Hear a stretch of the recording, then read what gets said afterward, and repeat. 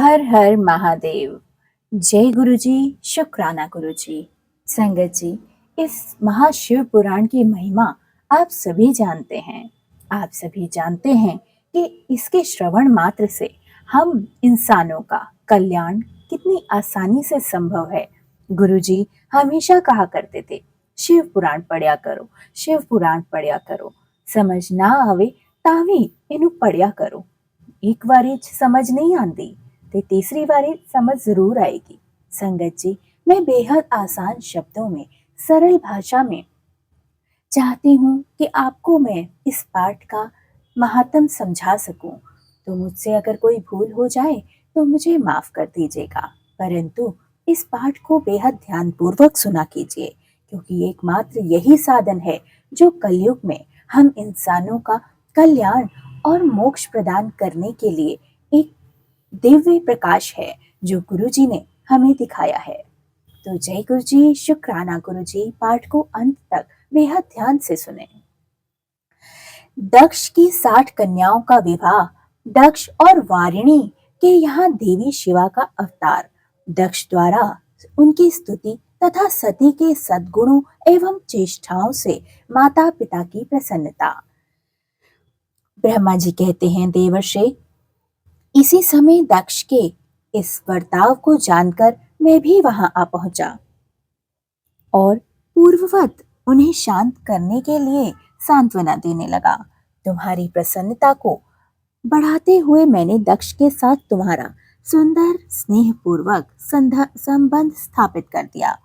तुम मेरे पुत्र हो, मुनियों में अति श्रेष्ठ हो और संपूर्ण देवताओं के अति प्रिय भी हो। अतः बड़े प्रेम से तुम्हें आश्वासन देकर मैं फिर अपने स्थान पर आ गया। तदंतर प्रजापति दक्ष ने मेरे अनुयायी के अनुसार अपनी पत्नी के गर्भ से 8 सुंदर कन्याओं को जन्म दिया और आलस्य रहित हो धर्म आदि के साथ उन सबका विवाह कर दिया। मुनीश्वर, मैं उसी प्रसंग को बड़े प्रेम से कह रहा हूँ, तुम ध्यान पूर्वक सुनो। मुनि दक्ष ने अपनी 10 कन्याएं विधि पूर्वक धर्म को ब्याह दी, 13 कन्याएं कश्यप मुनि को दे दी और 27 कन्याओं का विवाह चंद्रमा के साथ करा दिया। भूत या अपुत बहुपुत्र अंगिरा और कुशाश्वत को उन्होंने 2-2 कन्याएं दे दी और शेष 4 कन्याओं का विवाह ताक्ष्य या अरिष्ट नेमि के साथ करा दिया। इन सभी संतान परंपराओं से तीनों लोग भरे पड़े हैं, अतः विस्तार भय से उनका वर्णन नहीं किया जा सकता। कुछ लोग शिवा या सती को दक्ष की ज्येष्ठ पुत्री मानते हैं, दूसरे लोग उन्हें मंजली पुत्री कहते हैं तथा कुछ अन्य लोग सबसे छोटी पुत्री कहते हैं। कल्प भेद से यह तीनों मत ठीक हैं। पुत्र और पुत्रियों की उत्पत्ति के पश्चात पत्नी सहित प्रजापति दक्ष ने बड़े ही प्रेम से मन ही मन जगदम्बिका का ध्यान किया, साथ ही गदगद वाणी से प्रेम पूर्वक उनकी स्तुति भी की। बारंबार अंजलि बांध नमस्कार करके वे विनीत भाव से देवी को मस्तक झुकाते थे। इससे देवी शिवा संतुष्ट हुई और उन्होंने अपने प्रणय की पूर्ति के लिए मन ही मन यह विचार किया कि अब मैं वारिणी गर्भ से अवतार लूं। ऐसा कहकर वह विचार कर वे जगदम्बा दक्ष के हृदय में निवास करने लगी। मुनि श्रेष्ठ, उस समय दक्ष बड़ी शोभा होने लगी। उस समय दक्ष की बड़ी ही शोभा होने लगी। फिर उत्तम मुहूर्त देखकर दक्ष ने अपनी पत्नी में प्रसन्नता पूर्वक गर्भाधान किया। तब दयालु शिवा दक्ष पत्नी के चित्त में निवास करने लगी। उनमें गर्भ धारण के सभी चिन्ह प्रकट हो गए। तात वह अवस्था में वारिणी की शोभा बढ़ गई और उनके चित्त में अधिक हर्ष छा गया। भगवती शिवा के निवास के प्रभाव से वीरिणी महामंगल रूपिणी हो गई। दक्ष ने अपने कुल, संप्रदाय, वेद ज्ञान और हार्दिक उत्साह के अनुसार प्रसन्नता पूर्वक पुष्पन आदि संस्कार संबंधी श्रेष्ठ क्रियाएं संपन्न की। उन कर्मों के अनुष्ठान के समय महान उत्सव हुआ। प्रजापति ने ब्राह्मणों को उनकी इच्छा के अनुसार धन दिया। उस अवसर पर वीरिणी के गर्भ में देवी का निवास हुआ। जानकर श्री विष्णु आदि सभी देवताओं की प्रसन्नता चरम सीमा पर थी। उन सब ने वहां आकर जगदम्बा का स्तवन किया और समस्त लोगों का उपकार करने वाली देवी शिवा को बारंबार प्रणाम किया। वे सब देवता प्रसन्नचित हो दक्ष प्रजापति तथा वीरणी के भूरे भूरी प्रशंसा करके अपने अपने स्थान को लौट गए।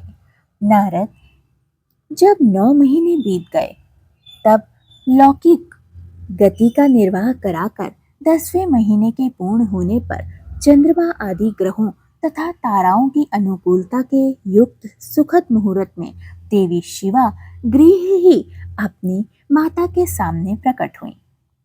उनके अवतार लेते ही प्रजापति दक्ष बड़े ही प्रसन्न हुए और उन्हें महान तेज से देदीप्यमान देख उनके मन में यह विश्वास हो गया कि साक्षात देवी शिवा ने ही मेरी पुत्री के रूप में जन्म लिया है और मेरे सामने मेरी पुत्री प्रकट हुई है।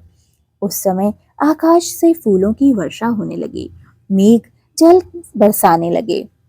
मुनीश्वर सती के जन्म लेते ही संपूर्ण दिशाओं में तत्काल शांति छा गई। देवता आकाश में खड़े होकर मांगलिक बाजे बजाने लगे। अग्नि शिलाओं की बुझी हुई अग्नियां सहसा प्रज्वलित हो उठी और सब कुछ परम मंगलमय हो गया। वीरिणी के गर्भ से साक्षात मां जगदम्बा को प्रकट हुई देख दक्ष ने दोनों हाथ जोड़कर नमस्कार किया और बड़े भक्ति भाव से उनकी स्तुति की। बुद्धिमान दक्ष के स्तुति करने पर जगदम्बा मां शिवा उस समय दक्ष के इस प्रकार बोली, जिससे माता वीरिणी ना सुने और माता वीरिणी को कुछ ना पता चल सके कि उनकी क्या वार्तालाप हो रही है। देवी बोली, प्रजापति तुमने पहले पुत्री के रूप में मुझे प्राप्त कर लिया है। मेरी आराधना की थी, वहां तुम्हारा वह मनोरथ आज सिद्ध हो गया है। अब तुम उस तपस्या के फल को ग्रहण करो। उस समय दक्ष से ऐसा कहकर देवी ने अपनी माया से शिशु रूप धारण कर लिया और शैशव भाव से प्रकट करती हुई वे वहां रोने लगी। उस बालिका का रोदन सुनकर सभी स्त्रियां और दासियां बड़े वेग भाव से प्रसन्नता पूर्वक वहां आ पहुंची। असिकनी पुत्री का अवलोकन रूप देखकर उन सभी स्त्रियों को बड़ा ही हर्ष हुआ। नगर में सब लोग उस समय जय जयकार करने लगे, गीत और बधाइयां बजने लगी। वाघों के साथ बड़ा भारी उत्सव होने लगा। पुत्री का मनोहर मुख देखकर सबको बड़ी ही प्रसन्नता हुई।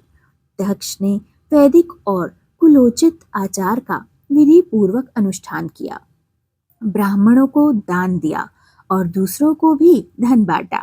सब और यथोचित गान और नृत्य होने लगे। भांति भांति के मंगल कृत्यों के साथ बहुत से बाजे बजने लगे। उस समय दक्ष ने समस्त सद्गुणों की सत्ता से प्रशंसित होने वाली अपनी उस पुत्री का नाम प्रसन्नता पूर्वक उमा रखा। तदंतर संसार में लोगों की ओर से उसके और भी नाम प्रज्वलित किए गए, जो सब के सब महान मंगलदायक तथा विशेषता समस्त दुखों का नाश करने वाले हैं। वीरिणी और महात्मा दक्ष अपनी पुत्री का पालन करने लगे तथा वह शुक्ल पक्ष की चंद्रकला के समान दिनों दिन बढ़ने लगी। द्विज श्रेष्ठ बाल्यावस्था में भी समस्त उत्तमोत्तम गुण वाली वह उसमें उसी तरह प्रवेश करने लगी, जैसे शुक्ल पक्ष में बाल चंद्रमा में भी समस्त मनोहारिणी कलाएं प्रविष्ट हो जाती हैं। दक्ष कन्या सती सखियों के बीच बैठी बैठी जब अपने भाव में निमग्न होती थी, तब बारंबार भगवान शिव की मूर्ति को चित्रित करने लगती थी। मंगलमयी सती जब बाल्योचित सुंदर गीत गाती, तब स्थाणु हर एवं रुद्र नाम लेकर स्मरण शत्रु शिव का स्मरण किया करती थीं। जय गुरु जी, शुक्राना गुरु जी, अनंतम अनंतम शुक्राना। संगत जी, यह पाठ सर्वत्र भले की कामना से किया जा रहा है, तो कृपया आप भी सर्वत्र भले की अरदास पाठ के बाद गुरु जी के चरणों में जरूर लगाया करें, क्योंकि हम नहीं जानते हमारे मुख से निकली हुई अरदास किस प्राणी के मुख से निकली हुई अरदास गुरु जी महाराज सुन लें और सर्वत्र सृष्टि का कल्याण कर दें। इसी आशा से गुरुजी महाराज मैं आपसे अरदास करती हूँ कि सर्वत्र सृष्टि का कल्याण हो, हर जन का कल्याण हो, पृथ्वी पर कभी कोई जीव भी भूखा प्यासा ना सोए, सबके घरों में भी अन्न धन धान्य लक्ष्मी और संतुष्टि का वास हो। जय गुरु जी, शुक्राना गुरु जी, अनंतम अनंतम शुक्राना। संगत जी, चैनल को सब्सक्राइब जरूर कर लें और पाठ को आगे शेयर जरूर करें, ताकि ये अरदास सभी संगत तक पहुंच पाए और ज़्यादा से ज़्यादा संगत इस पाठ का लाभ उठा पाए। जय गुरु जी, शुक्राना गुरु जी।